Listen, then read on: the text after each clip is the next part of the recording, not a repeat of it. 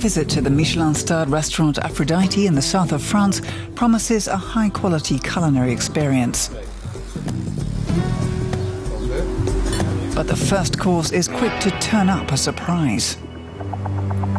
Mealworms and crickets are all part of the alternative menu, which these guests have willingly ordered. It doesn't put me off. We should be open to new things. When I first heard of it, I thought, you just can't stomach that. But then I thought, what the heck, I'll try it. The restaurant in Nice, with a taste for creepy crawlies, belongs to French chef David Faure. The 42-year-old is known for his experimental streak. His main passion is molecular cooking, but 3 years ago, on the search for new flavor combinations, he discovered the world of insects. I was traveling abroad, where insects, depending on the continent and the region, are everyday ingredients in cooking. Some larger ones are even considered delicacies.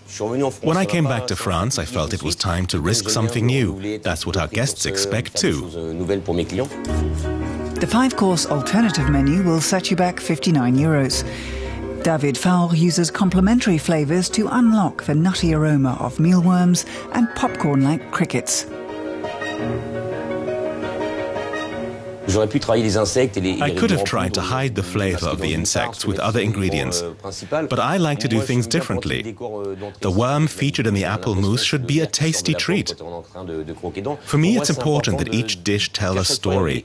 I might shock people with that sometimes, but the provocation is meant in a nice way. Edible insects are commonplace in many regions around the world. But in Europe, bugs on the menu are a no-go.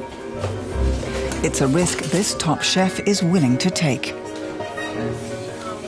Will I lose the star because of the insects? We'll find out in 2014 when the new Michelin guide comes out. But I think the guide recognizes all cuisines, even those with insects. I'm not flippant about this ingredient, and I think chefs can prepare anything as long as it's edible.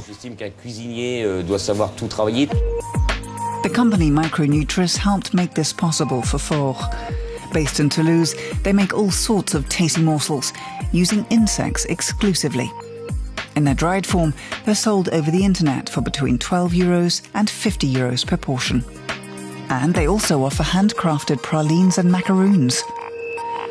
Cédric Auriol founded the company in 2011.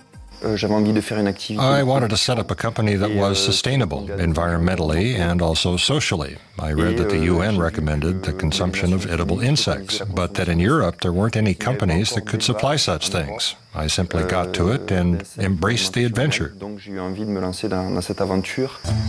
But first, the 30-year-old had to research how to farm edible insects with the help of a team of biologists and agricultural economists.